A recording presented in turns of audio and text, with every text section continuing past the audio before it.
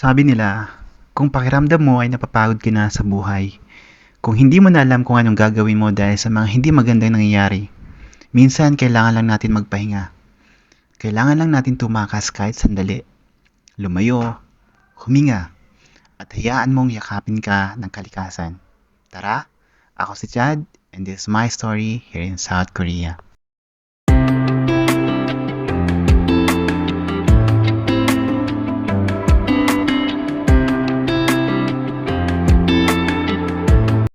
Noong nasa Pilipinas pa ako, I always want na umakyat ng bundok.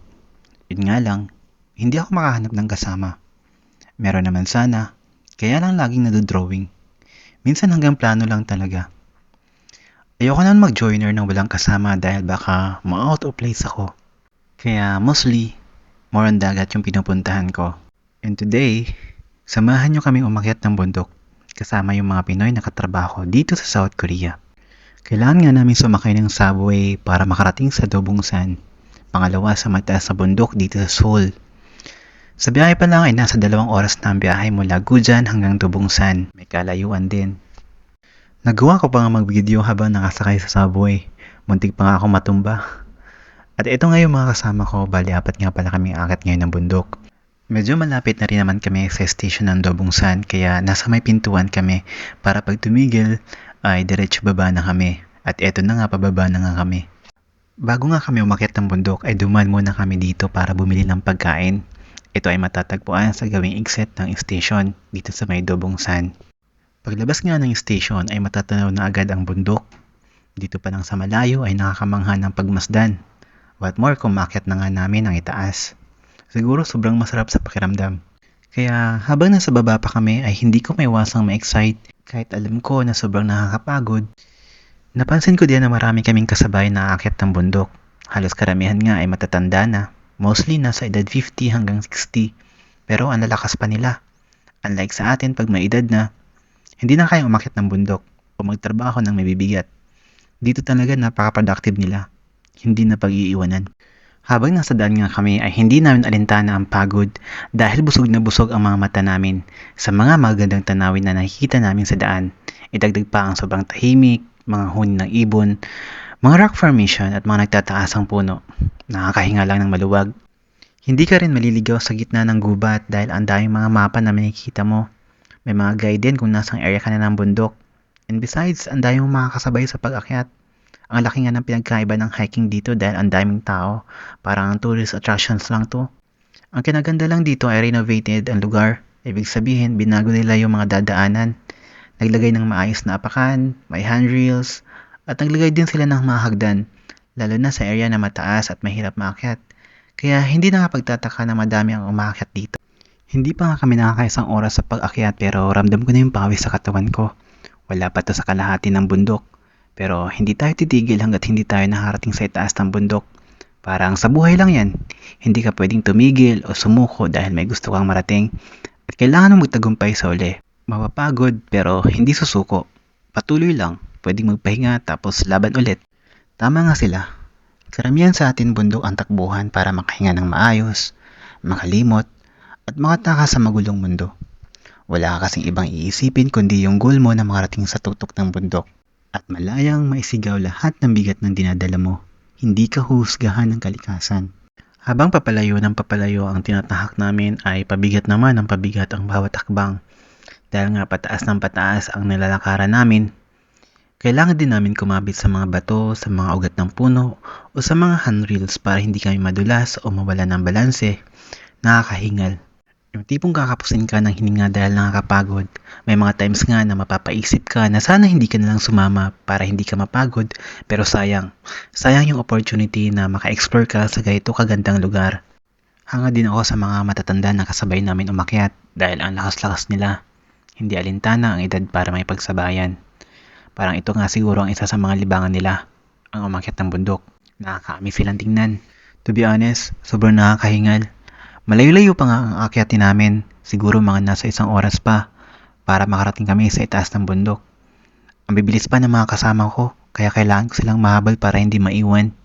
Minsan nga nakipag-unahan ako sa mga kasabay namin na umakyat. Ang sarap lang sa pakiramdam kahit pawis na Nakakatuwa lang kasi dito ko pa talaga na-experience yung ganito. Nakakapagod pero alam kong sobrang sulit. Yung iba nga, pababa na sila ng bundok samantalang kami papunta pa lang sa itaas. Tapos umangat kami dito at sakto naman at nadaanan namin yung mga statue. At dito sa area na to ay tanaw na tanaw mo na yung tuktok ng bundok. Ibig sabihin, malapit na kami. Nagpahinga lang kami saglit tapos akyat ulit.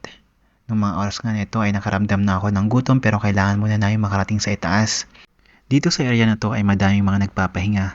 Kitang-kita ba naman kasi ang view ng city. Akala ko nga ito na yun pero hindi pa pala. Kaya kailangan pa namin magpatuloy sa paglalakad at pag-akyat. Nagawa nga ng iba kaya kami din dapat. Hindi ko talaga maiwasan pagmasdan kung gaano kaganda ang lugar. Kung bakit ang daming mga umakyat dito. Sulit na sulit kasi. Bukod sa nakakawala ng stress, nakakagaan pa ng pakiramdam. Habang papalapit nga kami ng papalapit ay pahirap naman ang pahirap ang dinadaanan. Halos karamihan kasi ay mga bato na kaya mas doble ingat. Dahil baka madulas kami. Yung mga nakakasalubungan namin na galing sa taas ay baka sa kanilang mga mukha ang saya. Kaya mas lalo akong na-excite. Tumigil nga muna kami dito kung saan maraming nagpapahinga. Ito yata yung pangatlong station kung saan maraming nagpapahinga. Uminom nga muna ako ng tubig dahil pakiramdam ko kakapusin ako ng hininga. Sobrang nakaka-challenge yung pag-hike na to dahil ang dami mong pagdadaanan bago ka makarating sa dulo. Nandyan yung sobrang pagod, pawis na pawis, naiwan ng mga kasama. Minsan gusto mo na lang bumaba na at mag-antay na lang. Kaya lang hindi dapat ganoon. Always be positive kahit gaano kahirap. Tandaan, walang nagtatagumpay ng hindi pinaghihirapan. Mula dito sa kinaroroonan namin ay tanaw na nga namin ang bundok. And finally, nakarating na kami. After 2 hours, nandito na kami sa itaas ng bundok. Sobrang sulit. Halos wala akong masabi sa sobrang ganda. Mula sa mga puno, sa mga rock formations, at sa mga napakagandang view. Ito na yata ang pinakamataas na bundok na naakyat ko. Ito naman yung pila ng gustong magpa-picture sa pinakaitaas ng bundok. Sobrang haba nga ng pila. Kahit sobrang mapanganib at tanging handrails lang ang kinakapitan para sa inaasam na magandang shot. Doble ingat nga ang kailangan dahil isang pagkakamali lang ay paniguradong disgrasyang aabutin mo. Grabe, sobrang nakakapigil hininga mga views. Kahit saan ka lumingon talagang pang Instagram. Wala kang ibang masasabi dahil kulang ang mga salita para ilarawan kung gaano kaganda. Sobrang nakaka-relax sa pakiramdam. After nga namin kumuha ng mga shots, ng mga pictures, ay dito na rin kami kumain. Habang tahimik na pinagmamasdan ang bawat sulok ng bundok. Iisa lang ang makikita mong reaksyon sa mga mata nila. Masaya. And this experience ay masasabi kong sobrang sulit. Wala akong masabi. Halos 1 oras lang kami tumigil sa itaas ng bundok. Kailangan na kasi namin bumaba dahil anong oras na rin naman. Madayo pa ng pagkakataon na makabalik. Matagal-tagal pa tayo dito. Kasabay ng pagbaba namin ng bundok ay ang pagharap naman namin sa realidad. Tumakas saglit pero kailangan magpatuloy.